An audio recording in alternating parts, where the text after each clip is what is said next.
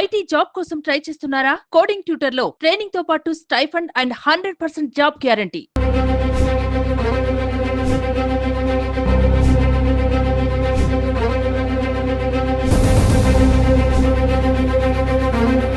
విజయవాడ వరదలకు ఎంతో మంది లక్షల మంది అతలాకుతలమైపోయారు, రోడ్డున పడిపోయారు.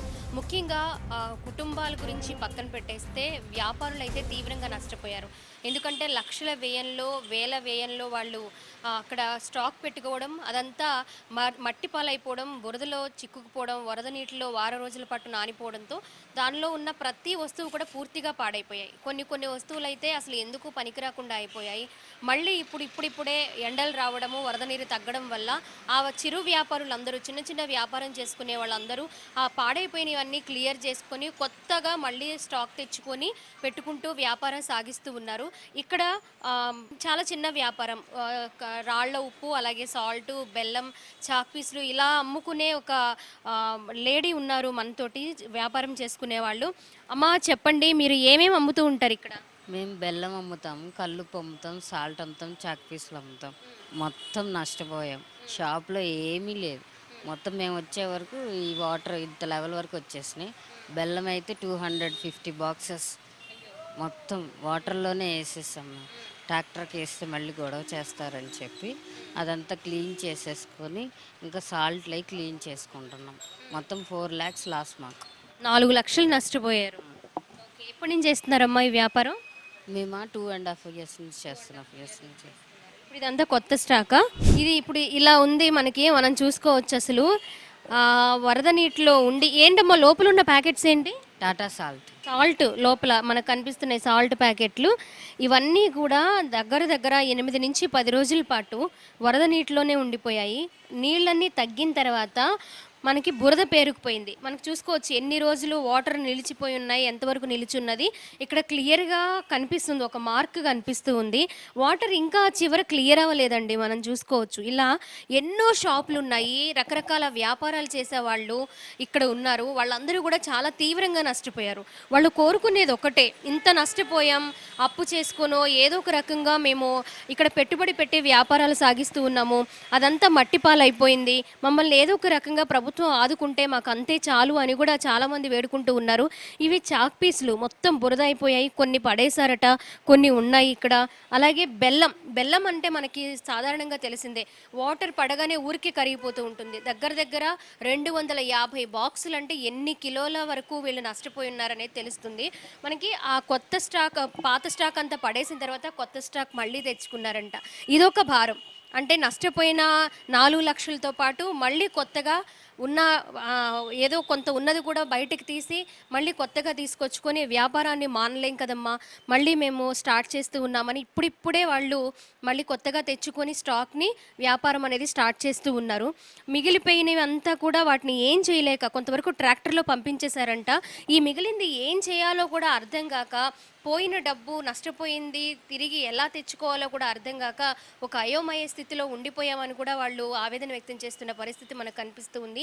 ఇలా ఎన్నో షాపులు ఉన్నాయి, ఎన్నో వ్యాపారాలు, రకరకాల వ్యాపారాలు ఉన్నాయి. ఎవరికి ఇది మానవ తప్పిదం కాదు, ప్రకృతి చూపించిన విపత్తు వల్ల లక్షల కుటుంబాలు రోడ్డును పడిపోవడం కూడా మనం చూస్తూ ఉన్నాము.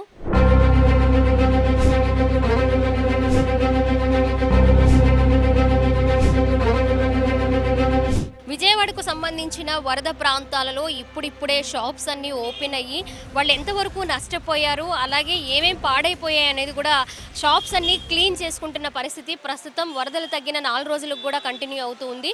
మరి గత 2 రోజుల నుంచి కూడా ప్రభుత్వం ఏదైతే ఒక కమిటీని ఏర్పాటు చేసి ఎంతవరకు ఆస్తి నష్టం జరిగింది అనే దాని మీద సర్వే నిర్వహించిందో, అలా కొన్ని షాప్స్ని కూడా వాళ్ళు వెళ్ళడము, ఏమేం పోయాయి, ఎంతవరకు కోల్పోయారు అనేది కూడా వివరాలు తెలుసుకోవడం కూడా ప్రస్తుతం జరుగుతూ ఉంది. మనం ఇక్కడ చూసుకోవచ్చు, ఒక జిరాక్స్ సెంటర్ అన్నమాట. 10 ఏళ్లుగా కూడా ఇక్కడ జిరాక్స్ సెంటర్ నడిపిస్తూ జీవనం సాగిస్తూ ఉన్నారు. అలాగే మనం ఇప్పటికీ కూడా క్లీన్ చేస్తూ ఉన్నా కూడా చాలా వరకు మిషనరీ పాడైపోయింది, అది రిపేర్కి కూడా రాని పరిస్థితి. ఎందుకంటే 10 రోజులుగా కూడా వరద నీటిలో ఉండిపోవడంతో మిషన్స్ ఏమీ పనికిరాకుండా అయిపోయిందని చెప్తూ ఉన్నారు. అసలు వాళ్ళతో మాట్లాడి ఎంతవరకు నష్టం వచ్చింది అనే వివరాలు మనం తెలుసుకుందాం. లోపలికి వెళ్ళిపోదాం. మా జీవనాధారం అమ్మాయి. ఎంత నష్టం వచ్చిందమ్మా, ఎంత కోల్పోయారు? 4 లక్షల దాకా పోయినట్టు. మళ్ళీ మొత్తం అన్నీ చేసుకోవాలి మేము కొత్తవి. పాతది పనికొచ్చే విధంగా లేదు. సో ఎక్కువగా వాళ్ళని మాట్లాడించి ఇంకా బాధ పెట్టడం తప్ప ఏం కనిపించడం లేదు. అది జిరాక్స్ మిషన్ పెద్దది ఒకటి ఉంది మేడం, 1,20,000 అది. ఇది వచ్చి కేఎస్ఆర్ మిషను, ఇది వచ్చి 50,000. 2 కలర్ ప్రింటర్లు ఉన్నాయి, అదొక 20, ఒకటేమో 10,000 రీసెంట్గా కొనుక్కున్నా మేడం. ఇంకోటి వచ్చి సిపియు మేడం, మొన్నే అది రిపేర్ కూడా చేయించుకున్నా, బాగుంది వర్క్. సిపియు, 2 మానిటర్స్, ఒక లామినేటర్ మిషను, ఒక స్పైరల్ బైండింగ్ మిషను, అలాగే ఇంకా ఎలక్ట్రానిక్స్ చాలా ఉన్నాయి మేడం. లోపల స్పైరల్ బైండింగ్ ఇవన్నీ ఉన్నాయి. అవే బాగా డ్యామేజ్ అయిపోయినాయి మేడం. ఎందుకు పనికిరావు, అది రిపేర్కి కూడా పనికిరావని చెప్పేసి అన్నారు. స్టేషనరీ వచ్చేసరికి చాలా వరకు కొద్దిగా పైన ఉంది, కానీ ఫర్నిచర్ బాగా డ్యామేజ్ అయిపోయింది మేడం. ఫర్నిచర్ ఎందుకు పనికిరాదు అది. ఈ నష్టపోయినందుకు ప్రభుత్వం ఆదుకుంటుంది, సర్వే చేయడానికి కూడా అందరూ వస్తూ ఉన్నారు. మీకు ఇంత అమౌంట్ ఇంత నష్టపోయారు అనేది ఏమన్నా క్యాలిక్యులేట్ చేశారా, ఏమన్నా చెప్పారా మీకు? మేడం నేను వాళ్ళే రాసుకున్నారు అంతే. రాసుకున్నారు మేడం. నాకు 3,50,000 దాకా పోయింది మేడం ఉన్న దీన్ని బట్టి. మరి వాళ్ళు ఎంతవరకు ఇస్తారన్నది, వాళ్ళు ఇస్తే కానీ నేను మళ్ళీ షాప్ నడుపుకోలేను మేడం. లేదంటే దారి చూసుకోవాలా, ఇబ్బంది పడతాను నేను బాగా. మళ్ళీ జీరోకి వచ్చేసాను మేడం. 10 years నుంచి మళ్ళీ స్టార్టింగ్ వచ్చేసాను నేను. వాళ్ళు ఎంతవరకు హెల్ప్ చేస్తారన్నది నేను గవర్నమెంట్ మీద ఆధారపడ్డా ప్రస్తుతానికి. వరద బాధితులకు తక్కువ రేట్లో కూరగాయలు అందించడానికి ప్రభుత్వం చాలా మందికి సపోర్ట్ అందిస్తుంది. హార్టికల్చర్ నుంచి చాలామంది, శ్రీకాకుళం నుంచి కొన్ని వెహికల్స్ ద్వారా గత 15 రోజులుగా కూడా సర్వీస్ అందిస్తూ ఉన్నారు. వాళ్ళందరి సహకారంతో ఇప్పుడు ఏ రకమైన కూరగాయలైనా కూడా కేవలం 10 రూపాయలకే అందిస్తూ ఉన్నారు. మరి ఏ రకంగా ఎన్ని రకాల కూరగాయలు ఉన్నాయి, ఎంతెంత రేట్లో ఉన్నాయనేది కూడా ఇప్పుడు మనం మాట్లాడి తెలుసుకుందాం. మార్నింగ్ నుంచి అంటే ఉదయము 4:30 గంటలకే వీళ్ళు వచ్చేసి ఏ ఏరియాలో అయితే కూరగాయలు ఇవ్వాలనుకుంటున్నారో ఆ ఏరియాకి వచ్చిన తర్వాత 6 గంటలకల్లా వాళ్ళకి అందుబాటులోకి తీసుకొస్తారట. ఉదయం నుంచి కూరగాయలు, ఒకసారి మీ చేయి చూపించండి, చూడండి ఒక్కసారి. చేతులు ఎలా అయిపోయాయి, అలాగే చేతుల నిండా మట్టి. ఓకే, చూడండి ఎలా ఉన్నాయో. అలా తక్కువకి తీసుకొస్తున్నారు. వరదలు వచ్చిన టైంలో అయితే, వరదలు ఉన్న టైంలో అయితే ఫ్రీగా కూడా డొనేట్ చేశారంట. నిజంగా ఆర్ట్స్ ఆర్గనైజేషన్ అండి. Arts organisation, rural technology and service madam. అది స్వచ్ఛంద సంస్థ. నబార్డు ద్వారా, ఎఫ్పిఓ ద్వారా మనం ఇక్కడ కార్యక్రమాలు చేస్తున్నాము. ఈ ఎఫ్పిఓ ద్వారా మన హార్టికల్చర్ డిపార్ట్మెంట్ మనకి సబ్సిడీలో వ్యాన్స్ ఇచ్చారు మేడం. సో దాని ద్వారా హార్టికల్చర్ డిపార్ట్మెంట్కి చేయాలి. సో ఇది కూడాను మన చంద్రబాబు నాయుడు గారు, సీఎం గారు హార్టికల్చర్ డిపార్ట్మెంట్కే చేయాలి అని అన్నాం. మేమందరం కూడా ఈ 15 రోజులు అవుతుంది ఇలానే ఇక్కడే ఉండి సర్వీస్ చేయడం అనేది అవుతుంది మేడం.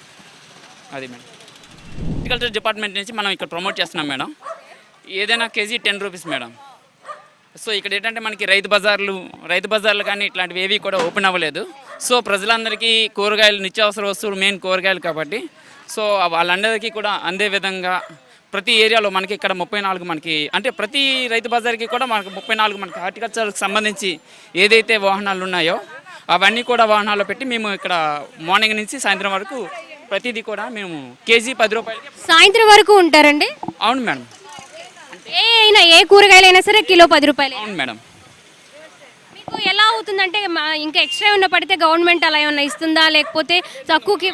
ఓన్లీ మొత్తం గవర్నమెంటే సపోర్ట్ అండి. సో మేమేంటంటే ఇక్కడ ఏదైతే ఉందో దాన్ని మేము ఇంప్లిమెంట్ చేయాలని చూస్తున్నాం. ఎందుకంటే ప్రజలకి మెయిన్ ఆహారం ఇది దొరికితే చాలు, ఇంకా ఏమీ అవసరం లేదు. కాబట్టి అదే యుద్ధ ప్రాతిపదిక మీద మనకు ఉండేటటువంటి ప్రతి వాహనం కూడా, even we are coming from Srikakulam madam. Srikakulam నుంచి వచ్చారా మీరు? మేడం శ్రీకాకుళం నుంచి మనకి ఒక ఆర్ట్స్ ఆర్గనైజేషన్ ఒకటి ఉంది మేడం. సో దాని ద్వారా మనం 3 వాహనాలని తీసుకొచ్చాం శ్రీకాకుళం నుంచి, అలాగే విజయనగరం నుంచి, విశాఖపట్నం నుంచి. ఇట్లాగా ఏదైతే ప్రతి దీనికి మనకి హార్టికల్చర్ డిపార్ట్మెంట్ ఏదైతే వాహనాలకి ఉన్న సబ్సిడీ ఇచ్చారో వాహనాలు ప్రతిదీ కూడా ఇక్కడికి వచ్చి మేము సర్వీస్ చేసి ప్రతి వాళ్ళకి ఇస్తున్నాం. మిగిలిన 2 వెహికల్స్ ఏ ఏరియాలో ఉంటాయి? మనకి ఇప్పుడు సింగనగర్, అటు కండ్రిక ఇట్లా ఉన్నాయి కదా మేడం, అవి వాటి వెళ్ళాయి మేడం. ఎన్ని కిలోల కూరగాయలు తీసుకొస్తారు మొత్తంగా? యాక్చువల్గా ఏంటంటే బీట్రూట్ ఒక బస్తా ఉంటుంది మేడం, అది ఒక నియర్లీ 80 kgs ఉంటాయి. టమాటాస్ ఒక 20 ట్రేస్ ఉంటాయి మేడం. 20 అంటే 20 × 30, అదొక 600 kilos మేడం. అలాగే బీన్స్ ఇవి ఉన్నాయి మేడం, అదొక 60-70 కిలోస్ ఉంటాయి మేడం. అలాగే పచ్చిమిర్చి ఒక 100 కిలోస్ మేడం. తర్వాతను క్యాబేజీ ఒక 200-300 కిలోమీటర్స్ మేడం. బీట్రూట్ ఒక 100 కిలోస్ మేడం. ఇట్లాగా అలాగే ఈ దోశ ఉంటాయి, కీర దోశ, అవి ఒక 100 కిలోస్ మేడం. ఇలా ప్రతి బండి అంటే మన పెద్ద వెహికల్ కాబట్టి ఇంకా ఎక్కువ తెస్తాం మేడం. ఇలా తెచ్చి మనం మార్నింగ్ బై 6:30కి రెడీ అవుతున్నాం మేడం. ఇలా ఎన్ని రోజులండి మీరు చేసేది? యాక్చువల్గా ఏంటంటే ఇప్పటికి 10 డేస్ అవుతుంది మేడం. 10 డేస్ నుంచి ఇలానే ఉన్నాం మేడం. వరద బాధితులకి తమ వంతు సాయంగా ఎంతో కొంత హెల్ప్ చేయడానికి చాలా మంది కూడా ముందుకొస్తూ ఉన్నారు. ఇప్పుడు చూడండి, ఉదయం నుంచి కూడా గవర్నమెంట్ సపోర్ట్తో కూరగాయలు, ఏ రకమైన కూరగాయలైనా సరే జస్ట్ 10 రూపాయలకి మాత్రమే. బయటికి వెళ్తుంటే ఈజీగా కిలో రైతు బజార్లో అయినా కూడా 40 రూపాయలు, 50 రూపాయల వరకు ఉన్నాయి.